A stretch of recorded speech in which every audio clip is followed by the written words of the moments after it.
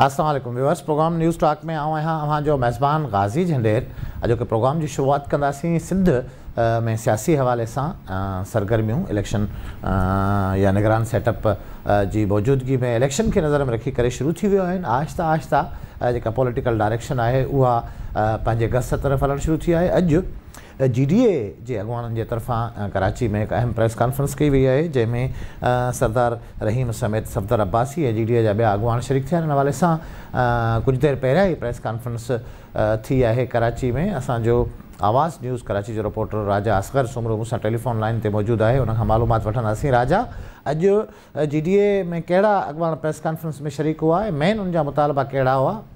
जी बिल्कुल सर, ॾिसो GDA अगवान सफदर अब्बासी, सरदार रहीम, इरफानुल्लाह मरवत ऐं सायरा बानो जो प्रेस कॉन्फ्रेंस कंदे आगाही इहा ॾिनी त इलेक्शन कमीशन के ऐं वज़ीर आज़म के उन्होंने खत लिखियो है तो सिंध अंदर जो इंतजामी उहदा आहिनि उन्हनि में जो ऑफिसर आहिनि उहे सियासी तौर ते उन्हनि खे मुक़ररु कयो वियो आहे, उन्हनि खे अञा ताईं नाहे हटायो वियो। पिण उन्हनि वज़ीर आज़म खे लिखियल खत में इहा शइ बि ॼाणाई आहे त जेके हेठी सतह जा डिस्ट्रिक्ट लेवल ते जेके पुलिस ऑफिसर आहिनि ईंदड़ इलेक्शन में उहे असरअंदाज थी सघनि था, जंहिं सबबु उन्हनि खे बि हटायो वञे। ॿियो उन्हनि जो ख़ासि मुतालबो इहो हुयो जेके बिजली जेके बिलनि में टैक्सिस जी वाध कई वई आहे उन बाबत भी उन्होंने गणती जो इज़हार कंदे GDA अगवान इहा घुर कई है तो जेके टैक्सिस में वह आवाम के रिलीफ ॾिनो वञे। ॿियो 90 ॾींहनि जे अंदर चूंड कराइण के हवाले से भी पिण सफदर अब्बासी चयो त असीं 3 महीननि में इलेक्शन अगर थिए तो असां उनके वेलकम कंदासीं। असां उनजा मुखालिफ़ न आहियूं। गुज़िरियल 15 सालनि खां वठी जेकी उनजो चवण हो जेकी ज़रदारी लीग है उन सिंध के नुक़सान पहुचायो है। इलेक्शन में जी जो प्रेस कॉन्फ्रेंस हुई GDA के तरफा जो इम्कानी तौर पर पीपल्स पार्टी जो मुखालिफ़ इत्तेहाद है इलेक्शन में चूंडन में उनकी अॼु अहम एक्टिविटी हुई। व्यूअर्स हवाले से तफ़सीली ॻाल्हि ॿोल कंदासीं। मूंसां गॾु टेलीफोन लाइन ते मौजूद आहिनि GDA जा मरकज़ी इतलात सेक्रेटरी ऐं फंक्शनल लीग सिंध जा जनरल सेक्रेटरी सरदार रहीम साहब। अस्सलाम वालेकुम सरदार साहब। जी साहब। वालेकुम अस्सलाम। सरदार साहब, आप जो आज आपकी प्रेस कॉन्फ्रेंस थी उसमें आपने डिमांड की है कि सिंध में अभी भी जो इंतज़ामी तब्दीलियां हैं वो बाकी हैं चीफ सेक्रेटरी और IG के अलावा। किस तरह की इंतज़ामी तब्दीलियां आप चाहते हैं सरदार साहब GDA के प्लेटफॉर्म से? देखें, जो इसका बैकग्राउंड है वो ये है कि 15 साल से पीपल्स पार्टी की हुकूमत थी और उन्होंने जो है परवरिश की है ब्यूरोक्रेसी के सिंध में, और वो ब्यूरोक्रेसी उनके ताबे थी, उनकी मर्जी पर चलती थी। वो न्यूट्रल ब्यूरोक्रेसी नहीं थी, वो अवाम की परवाह किए बगैर सिर्फ अपने जो रूलर क्लीक है उनके अहकामात को मानती थी। तो हम ये चाहते हैं कि अगर fair and free transparent elections करवाने हैं तो ये ब्यूरोक्रेसी का बहुत किरदार होता है इलेक्शन के रिजल्ट्स पर मुश्तमिल करने के लिए। तो ये ब्यूरोक्रेसी जब तक चेंज नहीं होगी, ये पीपल्स पार्टी के पंजे ब्यूरोक्रेसी से कमजोर नहीं होंगे तो इस सूबे में fair free and transparent election कभी भी नहीं हो सकते। सरदार साहब, इसी वजह से हमारी डिमांड है कि ब्यूरोक्रेसी को जो है वो न्यूट्रलाइज किया जाए, और वो न्यूट्रलाइज तब्दीलियों से ही हो सकता है। सरदार साहब, ब्यूरोक्रेसी में का मतलब ये है कि A को हटाकर B को लगा दें, B को हटाकर C को लगा दें, मतलब किसी और अफसर को लगा दें जो अफसर पहले से लगे हुए, या आप ये चाहते हैं कि ब्यूरोक्रेसी में जो सिंध में ब्यूरोक्रेट पहले मौजूद थे जिनकी पोस्टिंग्स थी उनसे हटकर किसी और सूबे से मंगवाया जाए? देखिए, दोनों चीजें हो सकती है ना। एडमिनिस्ट्रेशन ये पहली दफा ऐसे नहीं होगा, इसी तरह से होता है। ये जो उनका काम है, चीफ मिनिस्टर का काम है, एस्टेब्लिशमेंट डिवीजन का काम है कि ये देखें कि किस तरीके से ब्यूरोक्रेसी को न्यूट्रलाइज किया जा सकता है। तो लिहाजा हमारी नजरें इस पर हैं और हम देखते रहेंगे, और इंशाअल्लाह ताला हमारी यही कोशिश होगी कि हम अपने इस मकसद में कामयाब हों। सरदार साहब, आपने आज की प्रेस कॉन्फ्रेंस में 90 डेज में इलेक्शन करवाने का भी मुतालबा किया है। आप समझ रहे हैं कि ये मुमकिन है जिस तरह इलेक्शन कमीशन? हमने नहीं, ये बात दुरुस्त नहीं है। हमने अपने प्रेस कॉन्फ्रेंस में ये बात की है कि हमें कोई एतराज नहीं है अगर दो दिन बाद इलेक्शन करा लें, या 90 डेज की जगह 120 दिन में इलेक्शन करा लें, लेकिन इलेक्शन जब तक बामकसद उसी वक्त होंगे जब वो इंडिपेंडेंटली कराए जाए, ट्रांसपेरेंट तरीके से कराए जाए और किसी को फेवर न की जाए और जुर्म न फैला जाए।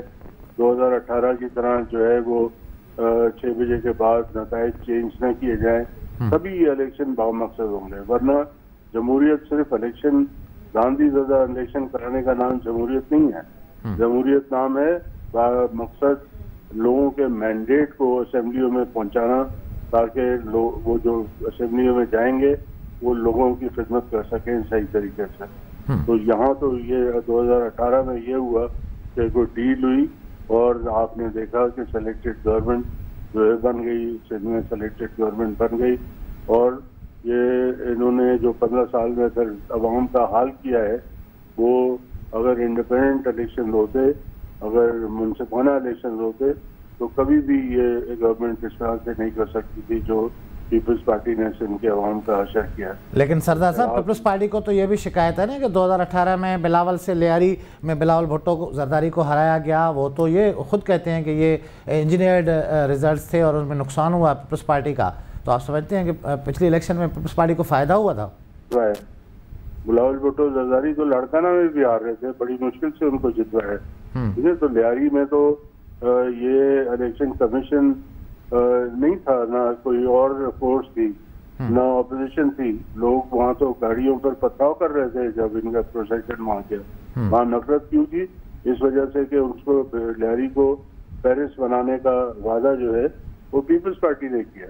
और जो बीच में दहशतगर्दी हुई, ग्रुप्स बने, गैंग वॉर हुई, उसकी सब जो इस वक्त हुकूमत पीपल्स पार्टी की थी, तो ये रोकने में नाकाम रहे, बल्कि ये सपोर्ट करते रहे। वो लोग इस वजह से नाराज थे और इस वजह से उन्होंने पीपल्स पार्टी को वोट नहीं किया।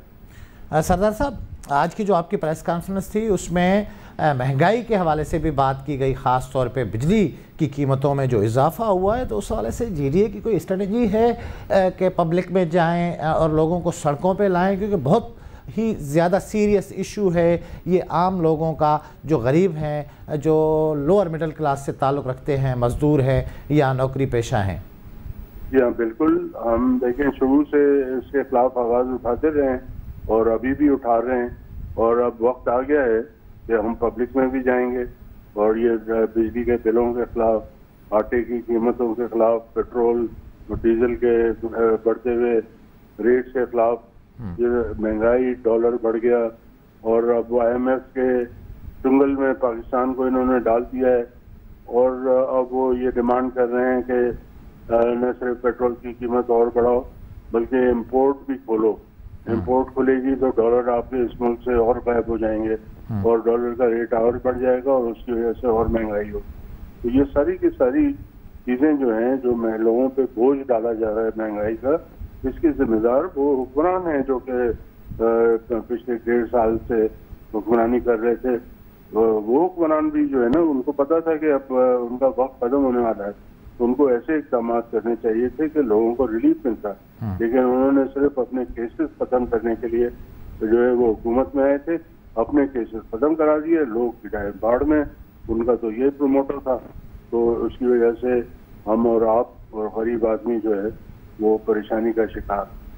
बहुत शुक्रिया आपका सरदार रहीम साहब, आपने आवाज़ न्यूज़ को वक्त दिया। व्यूअर्स, जीडीए जो मरकज़ी इतलात सेक्रेटरी सरदार रहीम साहब असां सां गॾु टेलीफोन लाइन ते मौजूदु हो। सियासी तौर ते जेका उथल पुथल आहे मजमूई तौर ते समूरे मुल्क में ऐं सिंध में, उहा हाणे आहिस्ता आहिस्ता शुरू थींदी नज़र अचे पई। अॼु सिंध हाई कोर्ट कराची मां अॻूणे अपोजिशन लीडर, सिंध असेंबली में अॻूणे अपोजिशन लीडर हलीम आदिल शेख जी गिरफ़्तारी बि अमल में आई आहे। हलीम आदिल शेख खे 9 मई वारे केसनि में अॼु गिरफ़्तार करे पुलिस पंहिंजी कस्टडी में वरितो आहे। पॉलिटिकली हलीम आदिल शेख काफ़ी अरसे खां पोइ फ़ैसिलो कयो आहे साम्हूं अचण जो। अॼु कोर्ट में पेश थियो हो, जितां ॿाहिरि निकिरंदे खेसि पुलिस हिरासत में वरितो आहे। व्यूअर्स, वक़्त पे ब्रेक जो, ब्रेक खां पोइ पाण वापसि ईंदासीं ऐं प्रोग्राम जो सिलसिलो जारी रखंदासीं।